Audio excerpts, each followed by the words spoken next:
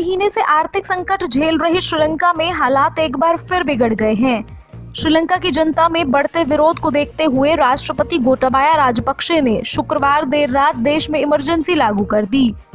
इसके साथ ही श्रीलंका की सरकार ने सड़कों पर उतरने और विरोध प्रदर्शन करने पर भी बैन लगा दिया है। बता दें, आजादी के बाद ये पहली बार है जब श्रीलंका की अर्थव्यवस्था इतने बुरे दौर से गुजर रही है।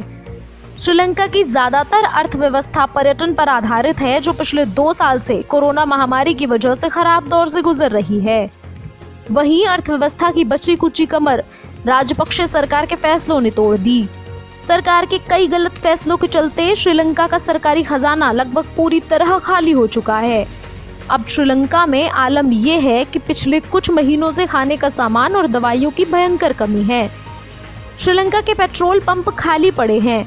देश के पेट्रोल पंप पर लोगों की लंबी लाइन है, लेकिन सरकार के पास तेल खरीदने के लिए डॉलर ही नहीं है।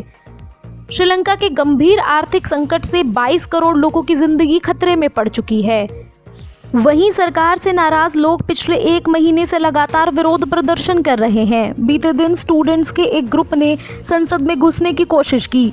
इन सब के बाद श्रीलंका के राष्ट्रपति गोटाबाया राजपक्षे ने हालात को बिगड़ता देख बीते दिन देर रात देश में आपातकाल लगाने की घोषणा कर दी। इसके बाद भी संसद की तरफ जाने वाली सड़क पर अभी भी हजारों की संख्या में स्टूडेंट्स और आम जनता राजपक्षे सरकार के विरोध में लगातार कर रही है।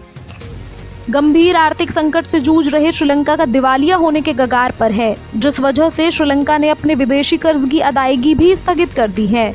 बता दें, श्रीलंका को इस साल $7 अरब और 2026 तक $25 अरब विदेशी ऋण अदा करना है, लेकिन देश का विदेशी मुद्रा भंडार $1 लाख से भी कम है। ऐसे में श्रीलंका के पास इस साल विदेशी कर्ज चुकाने के जितना पैसा नहीं बचा। अब देखना ये होगा कि देश में चल रहे इस आर्थिक संकट के बीच राजपक्षे सरकार क्या फैसला करती है।